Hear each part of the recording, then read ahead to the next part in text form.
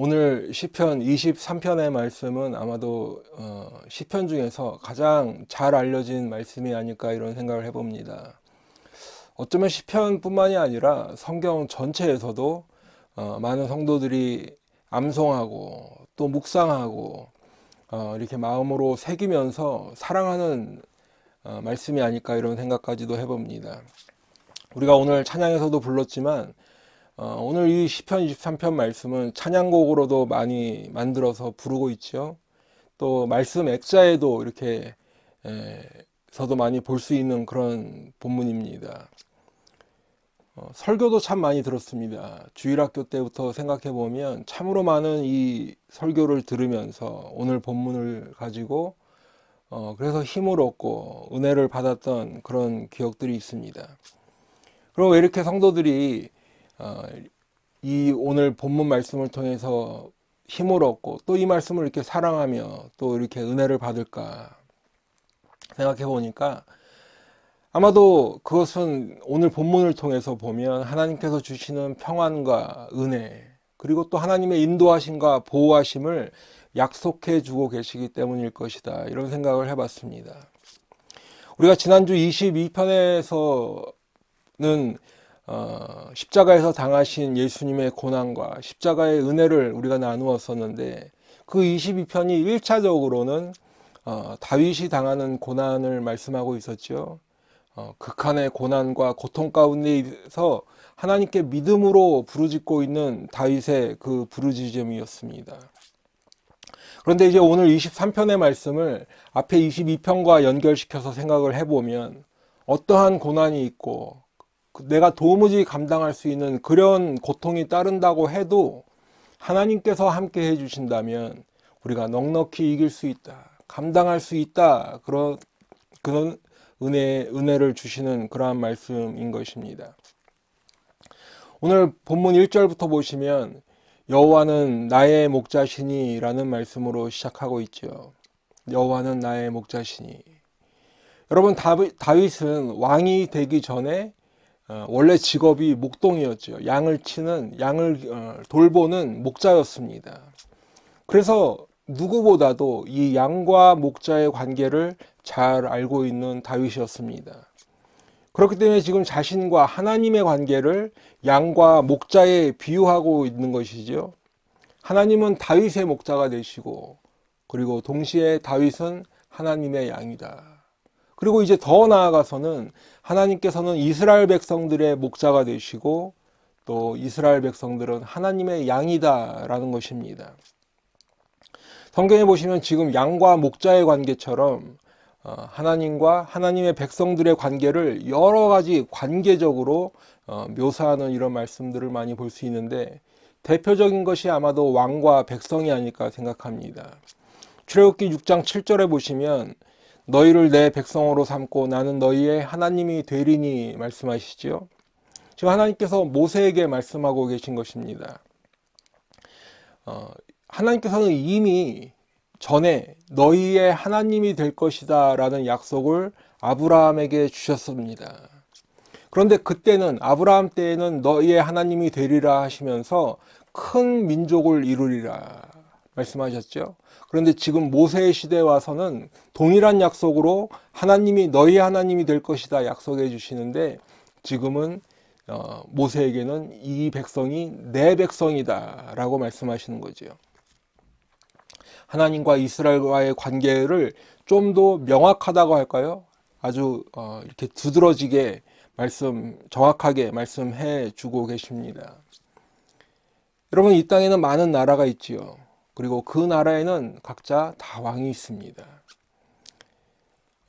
그런데 하나님께서 아브라함을 부르셔서 세우신 이스라엘은 모세의 시대까지 와서 보면 좀 더 구체적으로 이제 하나님께서는 이스라엘의 왕이시다. 그리고 이스라엘은 하나님의 백성으로 불러주시고 계신 것입니다.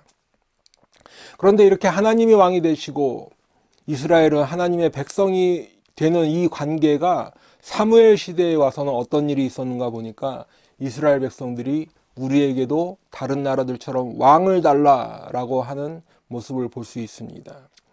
그 말은 곧 하나님께서 자신들의 왕이 되시는 것을 거부하고 있는 것이다 라는 것이지요. 그렇기 때문에 하나님께서 이제 사무엘에게 말씀을 주시는데, 사무엘상 8장 7절로 8절에 보시면 여호와께서 사무엘에게 이르시되 백성이 내게 한 말을 다 들으라. 이는 그들이 너를 버림이 아니요 나를 버려 자기들의 왕이 되지 못하게 함이니라. 내가 그들을 애굽에서 인도하여 낸 날부터 오늘까지 그들이 모든 행사로 나를 버리고 다른 신들을 섬긴 같이 내게도 그러하는도다.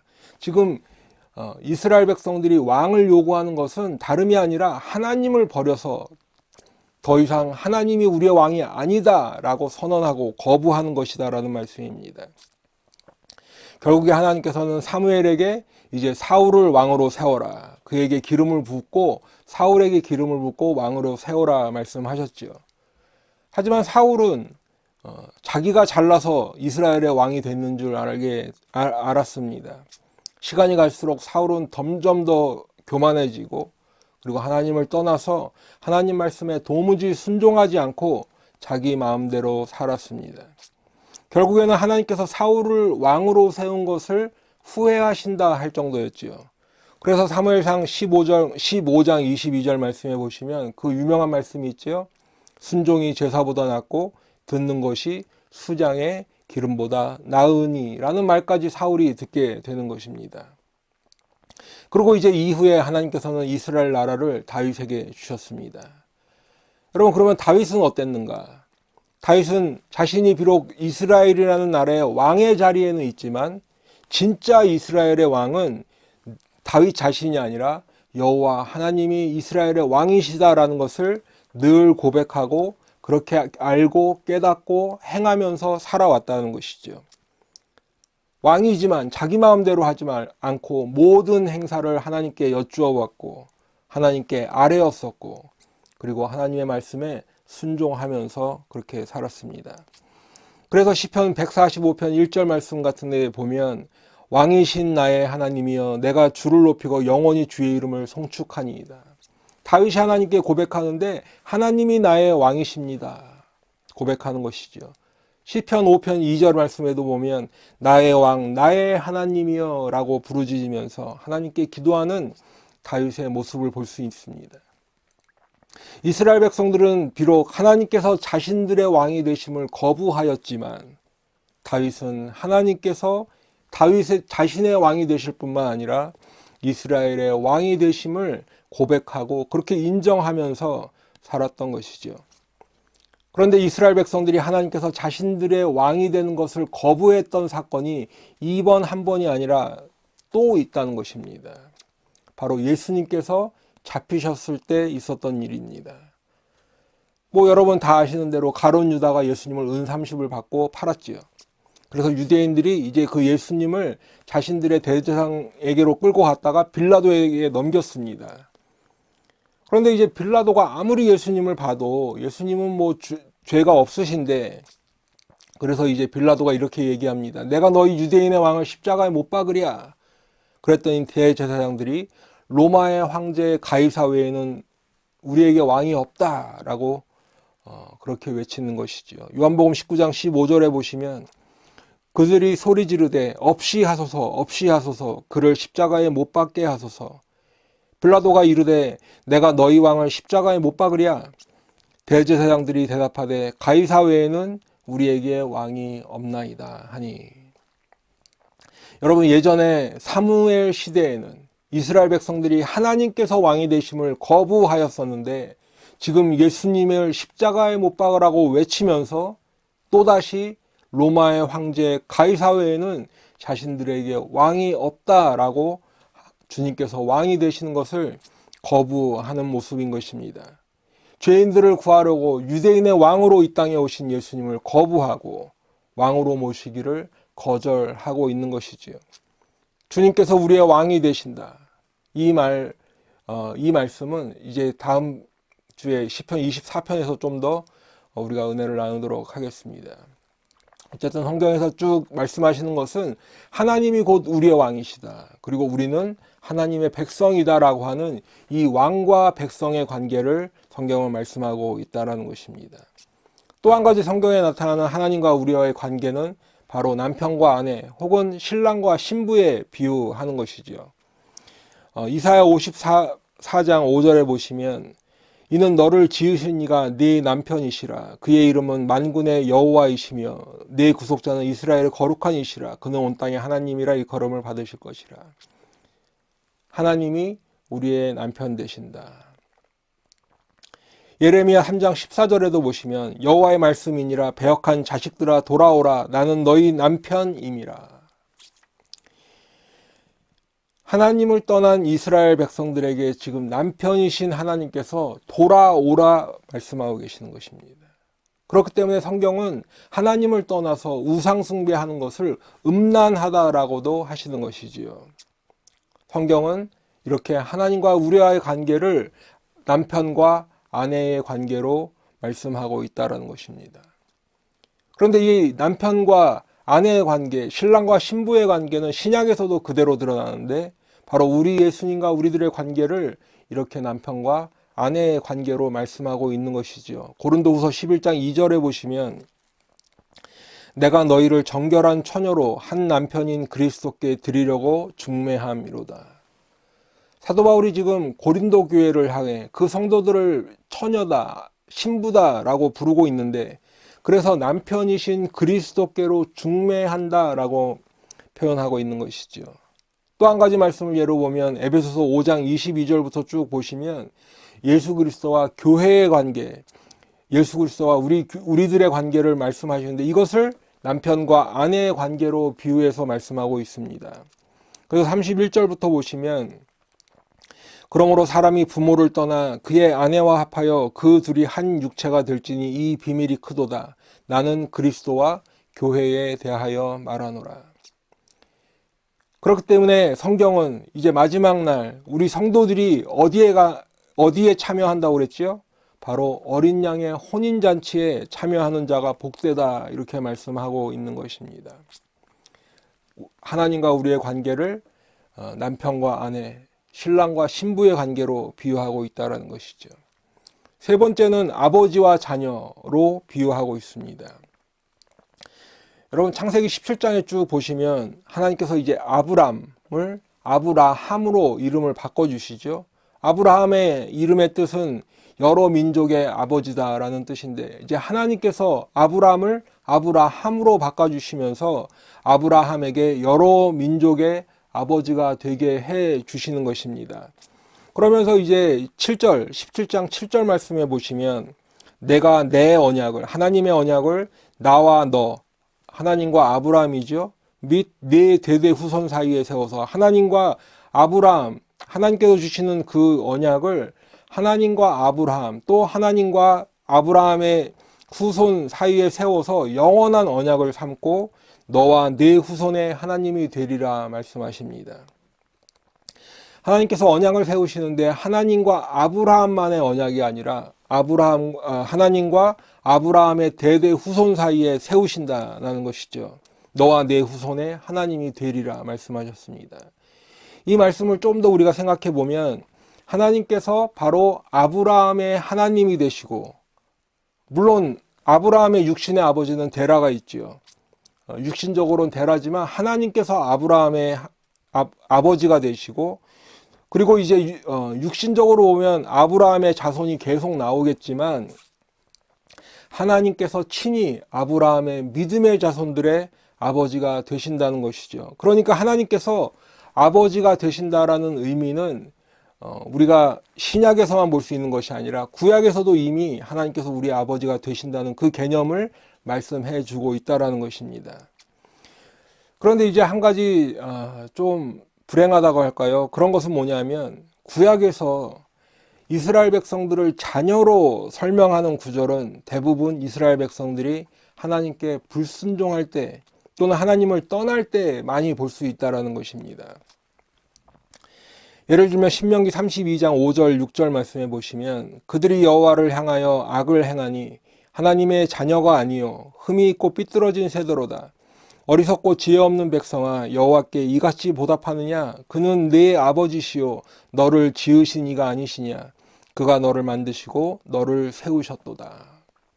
이사야 1장 2절 말씀에도 보시면 여호와께서 말씀하시기를 내가 자식을 양육하였거늘 그들이 나를 거역하였도다.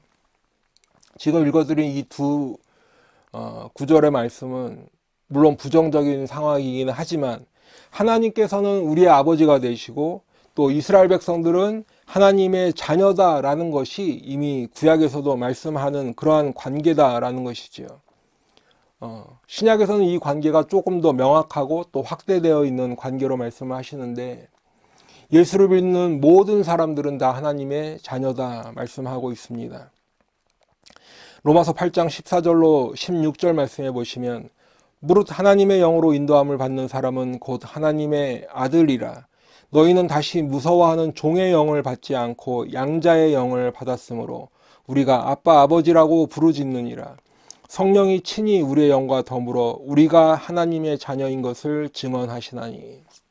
갈라디아서 4장 6절 말씀에도 보시면 너희가 아들이므로 하나님이 그 아들의 영을 우리 마음 가운데 보내사 아빠 아버지라 부르게 하셨느니라. 하나님께서 아버지가 되시고 우리 예수를 믿는 모든 성도들, 믿음으로 말미암아 아브라함의 자손이 된 우리들은 바로 하나님의 자녀가 되었다라고 성경은 말씀하고 있는 것입니다. 그 외에도 성경에서는 하나님과 우리의 관계를 많은 비유를 통해서 말씀하시는데 첫 번째가 창조주와 피조물의 관계가 있죠. 또 하나님은 우리를 주인으로, 또 포도원 농부로, 또 때로는 친구로, 그리고 이제 신약에도 보시면 그리스도의 것, 그리스도의 소유물이다, 그리스도의 것이다 등등 여러 가지 이 관계에 대한 비유를 하고 있는 것을 볼 수 있습니다. 그런데 오늘 다윗은 바로 하나님과 우리들의 관계를 양과 목자에 비유하고 있다는 것이지요. 여러분, 근데 이제 앞서 설명을 드렸듯이 이 왕과 백성, 또 남편과 아내, 아버지와 자녀, 또 지금 양과 목자의 관계까지 이 지금 설명드렸던 관계들이 한 가지 공통점이 있는데 그것은 바로 떨어질 수 없는 관계다라는 것입니다. 여러분, 요즘 말고 아주 예전에, 아주 옛날 왕이 다스리던 시대를 생각해 보시면 그때는 뭐 이민이라는 것도 별로 없던 시절이죠. 그냥 자기가 나서 자란 곳이 바로 자기가 살아야 되는 땅이고 또 그곳에 그대로 묻히게 되는 경우도 많이 있었습니다. 전쟁이 나서 나라가 망하거나 왕이 죽게 되면 백성의 이 운명도 같이 끝나는 것이지요. 때로는 죽기도 하고 포로로 끌려가기도 하고 그래서 그냥 그렇게 사라지는 것이었습니다. 왕과 그 나라의 백성이 어떻게 보면 하나로 맺어져 있다라는 것이지요. 남편과 아내도 하나님께서 맺어주신 관계지요.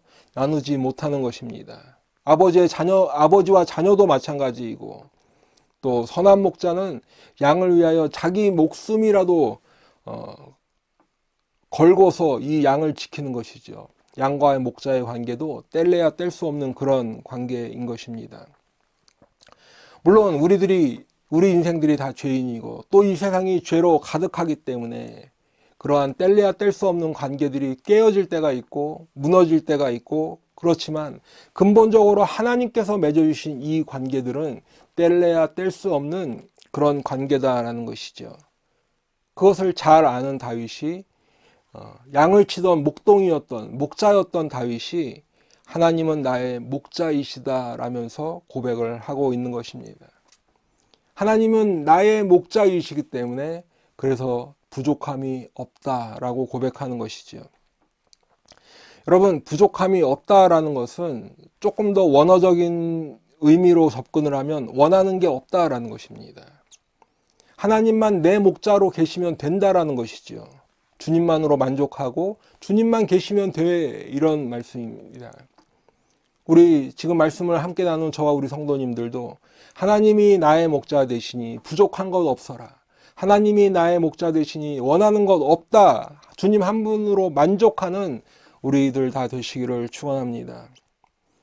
왜 이렇게 다윗도 그렇고 부족함이 없다라고 고백하는가? 그 이유가 2절부터 볼 수 있는데 그가 나를 푸른 풀밭에 누이시며 쉴만한 물가로 인도하시는도다. 하나님은 나의 목자 되시는데 그래서 내가 부족함이 없습니다. 원하는 것 없습니다. 왜냐하면 하나님께서 나를 푸른 풀밭에 누이시며 쉴만한 물가로 인도하시기 때문입니다. 여러분, 양의 입장에서 한번 보시기 바랍니다. 양의 입장에서 보면 먹을 풀들이 많이 있는 푸른 풀밭이면 행복한 것이지요. 늑대나 맹수의 공격이 전혀 없고, 그래서 편안하게 쉬면서 목을 축일 수 있는 물이 흐르는 그런 쉴만한 물가면 더할 나위 없는 것입니다. 어쩌면 양들의 입장에서는 목자에게 가장 바라는 것이 그 두 가지이겠지요. 그런데 우리 목자이신 하나님께서 우리 양들에게 그 푸른 풀밭과 쉴만한 물가로 인도해 주신다고 지금 성경은 말씀하고 있습니다. 그렇다면 오늘 우리들에게 푸른 풀밭은 무엇이고 쉴만한 물가는 무엇일까요? 먼저는 푸른 풀밭이다라고 하면 양들의 먹이가 되겠죠. 주 먹이가 되는 것이죠. 그런데 그 성경에 보면 하나님의 말씀이 바로 우리의 양식이 된다라는 것이지요. 예를 들어 보면 시편 119편 103절 말씀에 보시면 주의 말씀의 맛이 내게 어찌 그리 단지요 내 입에 꿀보다 더 다니이다. 주의 말씀의 맛이라는 표현을 쓰고 있습니다. 하나님의 말씀이 바로 우리들이 푸른 풀밭에서 먹어야 하는 꼴이다라는 것이지요. 그러면 쉴만한 물가에서 마셔야 하는 물은 무엇일까요? 간단하게 일단 먼저 말씀을 드리면 성령님이 쉴만한 물가에서 마셔야 하는 물이다. 요한복음 7장 37절로 39절에 보시면 명절 끝날 곧 큰 날에 예수께서 서서 외쳐 이르시되 누구든지 목마르거든 내게로 와서 마시라. 나를 믿는 자는 성경의 이름과 같이 그 배에서 생수의 강이 흘러나오리라 하시니 이는 그를 믿는 자들이 받을 성령을 가리켜 말씀하신 것이라. 여러분, 하나님의 말씀이 우리가 푸른 초장에서 먹어야 할 꼴이고 우리가 먹어야 하는 꼴이고 또 목마른 자들이 다시는 목마르지 않고 마실 물, 쉴만한 물가에서 마셔야 할 물이 바로 믿는 자들에게 주시는 성령을 말씀하고 있는 것인데, 그런데 이 모든 것을 공급하시는 분은 바로 우리 예수님이시다라는 말씀입니다. 요한복음 6장 35절에 보시면 예수께서 이르시되 나는 생명의 떡이니 내게 오는 자는 결코 줄이지 아니할 터이요 나를 믿는 자는 영원히 목마르지 아니하리라. 우리들에게 양식을 주시고 또 우리들이 목마르지 않도록 그 해주시는 분은 우리 예수님이시라는 말씀이지요. 고린도전서 10장 3절로 4절 말씀에도 보시면 다 같은 신령한 음식을 먹으며 다 같은 신령한 음료를 마셨으니 이는 그들을 따르는 신령한 반석으로부터 마셨음에 그 반석은 곧 그리스도시라. 여러분, 지금 이스라엘 백성들이 광야를 지날 때 먹었던 음식은 하늘에서 주시는 만나였습니다. 성경은 이것을 신령한 음식이다 말씀하고 있지요. 그리고 반석에서 솟아나는 샘물, 신령한 음료를 마셨는데 그 물을 내주시는 반석이 바로 우리 주 예수 그리스도시다라고 성경 말씀하고 있는 것입니다. 여러분, 예수님께서 우리의 목자가 되어주시는데 우리에게 말씀의 꼴, 생명의 떡, 하늘의 신령한 음식을 먹여주시는 주님이심을 꼭 믿으시길 바랍니다.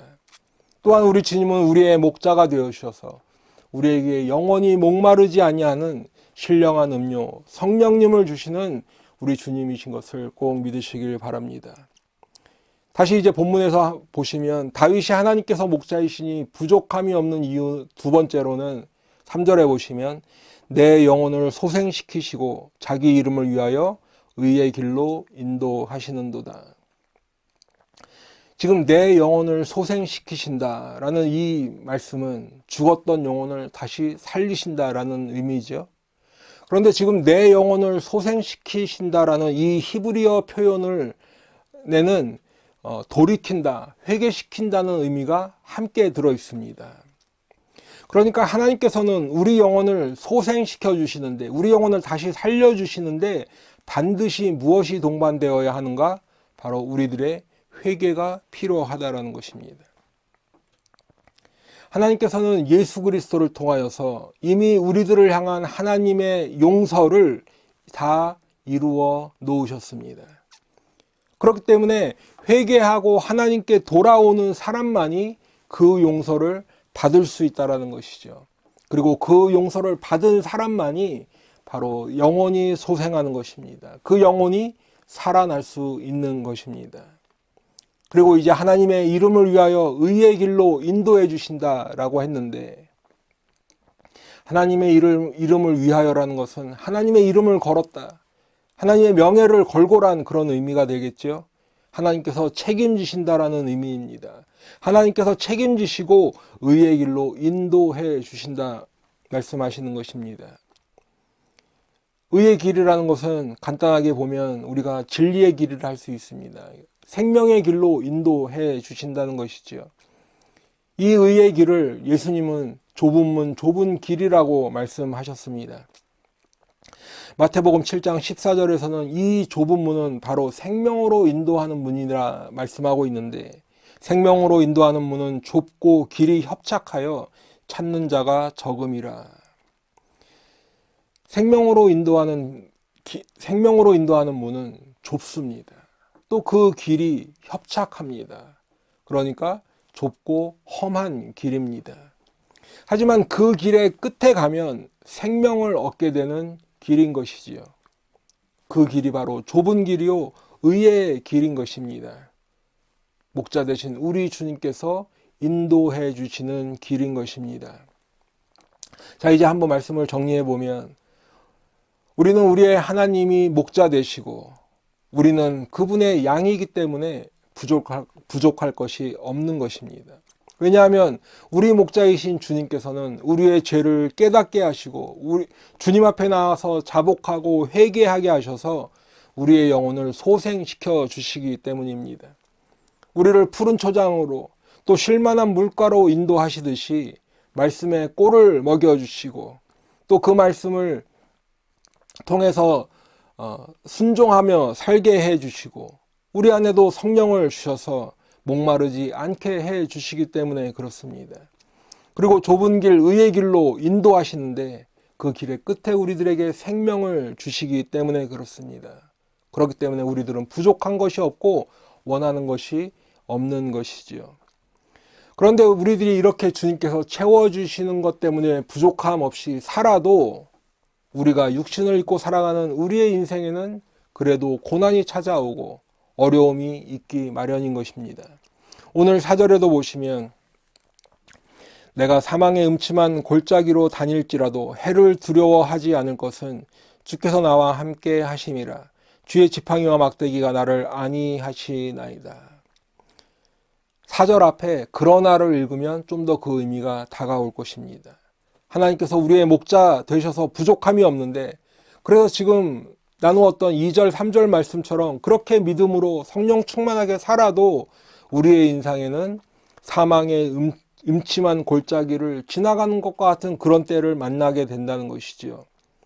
우리가 지난주 22편에서 나누었지만 극한의 고통이 있습니다. 인간의 힘으로 도무지 해결이 되지 않는 그러한 고난이 있는 것입니다. 그러나 오늘 다윗은 그렇게 사망의 음침한 골짜기를 다닐지라도 해를 두려워하지 않는다. 여기서 해는 뜨거운 떼약볕 이런 것을 이야기하는 것이 아니라 뭔가 잘못되는 것을 말하는 것이죠. 사망의 음침한 골짜기를 다닐지라도 혹시라도 잘못될까 두려워하지 않는다는 것입니다. 여러분, 사망의 음침한 골짜기에서 최악의 경우는 무엇입니까? 죽는 것이지요. 사망의 음침한 골짜기 아닙니까? 그러니까 단순히 상해를 입는 정도가 아니라 죽을 수도 있다는 말입니다. 그런데 그래도 두려워하지 않는다고 지금 다윗은 고백하고 있습니다. 무서워하지 않는다고 고백하고 있습니다. 왜 그럴까요? 바로 주님께서 나와 함께 해 주시기 때문입니다. 여러분, 주님께서 함께 해 주신다는 이 말씀이 얼마나 위로가 되고 우리들에게 복된 말씀인지를 꼭 기억하시기 바랍니다. 여러분, 주님께서 함께 하신다. 무슨 의미입니까? 한마디로 임마누엘이지요. 하나님께서 우리와 함께 하신다는 것은 성경 전체에 걸쳐서 있는 하나님의 약속인 것입니다. 여러분, 세상 모든 종교는 저 멀리 있는 신을 향해, 물론 응답도 없고 죽은 신들이지만 사람들은 그 멀리 있는 신을 향해 복을 달라고 빕니다. 그래서 뭔가 복을 받을까, 소위 말해서 줄 거 주고 받을 거 받으면 그냥 끝나는 그런 관계인 것입니다. 우상을 섬기는 사람들의 관계가 그렇다는 말씀입니다.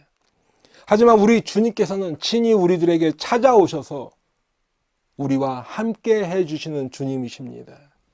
그렇기 때문에 임마누엘, 주님께서 우리와 함께 해주신다는 이 임마누엘이 그 자체가 복이 되는 것입니다. 그렇다면 우리들이 주님께서 우리와 함께 해주신다는 것을 어떻게 알 수 있을까? 오늘 말씀해 보니까 바로 주의 지팡이와 막대기로 나를 안위하신다 말씀하고 있습니다. 주님의 지팡이와 막대기로 우리를 지켜주시고 인도해 주신다는 것입니다. 여러분, 목자가 사용하는 지팡이와 막대기는 그게 왜 필요한가? 바로 양들의 숫자를 세고 때로는 양들을 보호하기도 하고 맹수나 이런 것들로부터 지키기도 하고 또 양들을 가야 될 길로 인도하는 그러한 도구로 쓰이는 것이죠. 동시에 지팡이와 막대기는 양들의 입장에서 보면 내 목자라는 표식이 되는 것입니다. 목자가 양들과 함께 있다라고 하는 표시가 되는 거지요. 그렇기 때문에 양들은 죽음이 드리워진 그러한 골짜기를 지날 때에도 두려워하지 않는 것입니다. 내 목자의 지팡이와 막대기만 보고 있으면 되는 것입니다. 그러면 목자가 나와 함께 있다라는 것입니다. 나는 목자의 지팡이만 보고 따라가기만 하면 되는 것입니다. 그런데 여기서 끝이 아니라 5절에 보니까 주께서 내 원수의 목전에서 내게 상을 차려주시고 기름을 내 머리에 부으셨으니 내 잔이 넘치나이다. 여러분, 지금 본문에서 쭉 보니까 하나님께서 지금까지 베풀어 주신 것만 해도 엄청난 은혜인데 죽은 영혼을 살려주셨어요. 말씀으로 먹여주십니다. 성령 충만하게 살게 해주시고 또 생명으로 인도하셨습니다. 우리의 인생길 깊은 사망의 골짜기 같은 그런 고난을 만나도 우리와 임마누엘로 함께하여 주셔서 인도해 주셔서 우리를 편안하게 해주신다. 그것만 해도 너무 감사한 은혜인데 내게 상을 차려주시고 기름을 내 머리에 부어주신다고 말씀하고 있습니다. 상을 차려주시고 기름을 내 머리에 부어주신다. 무슨 의미입니까? 이것은 기본적으로 보면 주인이 지금 자기 집에 찾아온 손님을 대접하는 그런 모습을 우리가 그 이미지를 떠올릴 수 있습니다. 그런데 지금 하나님께서 우리들에게 손님을 대접하는 것과 같이 그렇게 극진히 상을 차려주시고 기름을 부어주신다라고 말씀하고 있습니다. 원수의 목전, 원수의 눈앞에서 내게 상을 차려주시고 내 머리에 기름을 부어주시니 내 잔이 넘치나이다. 여러분, 기본적으로 내 원수는 나를 해치려는 사람이겠지요. 그런데 그 원수 앞에서 나에게 상을 차려주시고 기름을 부어주신다. 여러분, 목자이신 하나님의 관심은 내 양에게 있겠지요. 하나님의 관심은 하나님의 양들에게 관심이 있는 것입니다. 그렇기 때문에 내 원수 앞에 있다 할지라도 그 원수가 지금 하나님의 관심이 아니라 나에게 극진히 베풀어 주시는 것에 하나님의 은혜가 손길이 있다라는 것입니다. 그런데 이 말씀은 마지막 날에 우리 주님께서 세상을 심판하실 때와 연관이 있는 말씀인 것이죠. 여러분, 이 땅에서 우리가 육신을 입고 살아갈 때 믿음으로 살아간다는 것은 곧 고난 가운데 사는 것과 같은 의미입니다. 디모데 후서 3장 12절 말씀해 보시면 무릇 그리스도 예수 안에서 경건하게 살고자 하는 자는 박해를 받으리라 말씀하고 있습니다. 여러분, 세상은요, 예수 믿는다는 것 때문에, 그 하나 때문에 이유도 없이 성도들을 미워하고 괴롭힙니다. 핍박을 줍니다. 때로는 목숨까지도 뺏어갑니다. 불이익을 당하게 됩니다. 성도가 예수 믿는 신앙, 하나님의 원리, 하나님 말씀에 순종하면서 살아가는데 세상에서 환영받을 일이 없는 것입니다. 그렇기 때문에 예수님께서도 나를 따르려거든 자기 십자가를 치고 나를 따르라 말씀하셨던 것이지요. 그런데 여러분, 세상에서 당하는 환난이나 핍박이 그저 어느 정도의 고난을 당하는 정도가 아니지요. 그냥 힘든 일 좀 겪고 그런 정도가 아니라 죽음에 이르는 순교까지도 하게 되는 것이 바로 세상이 주는 핍박과 고난인 것입니다. 하지만 우리들은 다 알고 있지요. 이 땅에서의 삶이 전부가 아니라는 것. 우리들에게는 죽음 이후의 삶이 있는데 영원한 하나님의 나라에서 살게 되는 그러한 영원한 삶이 있다는 것을 우리들은 다 믿음으로 알고 있습니다. 그런데 마지막 날에 우리 주님께서는 이 땅의 모든 만물과 하늘의 공중 권세 잡은 그런 자들까지도 심판하시는 일이 반드시 있는데, 그 날 우리의 원수 사탄 마귀와 또 모든 믿지 않는 사람들을 하나님께서 심판을 하신다라는 것입니다. 하지만 그날 예수를 믿는 우리들에게는 바로 하나님께서 구원을 베푸시는 구원의 날인 것이지요. 어린 양의 혼인잔치에 참여하게 되는 잔칫날인 것입니다. 기쁨이 넘치고 감사하는 그런 날이 되는 것이지요. 나는 아무런 공로가 없는데 오직 예수님의 은혜로 내게 이런 상을 베풀어 주시니 내 잔이 넘치나이다. 하나님의 구원의 은혜에 감사하며 감격하는 날이 되는 것입니다. 이제 마지막으로 6절에 보시면 내 평생의 선하심과 인자하심이 반드시 나를 따르리니 내가 여호와의 집에 영원히 살리로다. 여러분, 지금까지 본문 1절부터 말씀을 쭉 돌아보면 내 목자가 되신 주님, 죽었던 내 영혼을 소생시키는 것으로 시작해서 지금 내 원수의 목전에서 상을 차려주시는 것까지를 돌아보면 오직 은혜인 것이지요. 하나님의 선하심과 인자하심 때문에 그것이 내게 임하게 된 것입니다. 그렇기 때문에 시편은 여러 곳에서 하나님의 선하심과 인자하심을 찬양하고 있습니다. 매우 많은 말씀이 있는데 예를 들어서 한 말씀만 보게 되면 시편 136편 1절에 보시면 여호와께 감사하라. 그는 선하시며 그 인자하심이 영원함이로다. 내 평생에 하나님의 선하심을 지금 노래하고 있는데, 선하시다. 선하시다라는 것은 바로 선하신 하나님께서 베풀어 주시는 그 선을 말하는 것이죠. 우리 인생들은 아무리 선을 베푼다고 해도 그것이 하나님의 선에 이를 수 없죠. 선으로 해도 결과가 악으로 끝나는 경우도 있는 것입니다. 우리 인생들은 그 어느 누구도 온전히 실현할 수 없는 하나님의 선하심, 정말 최고의 선이라는 말로 다 표현이 안 되는 그 최고의 선을 주님은 내 일생 동안 나에게 베풀어 주신 것입니다.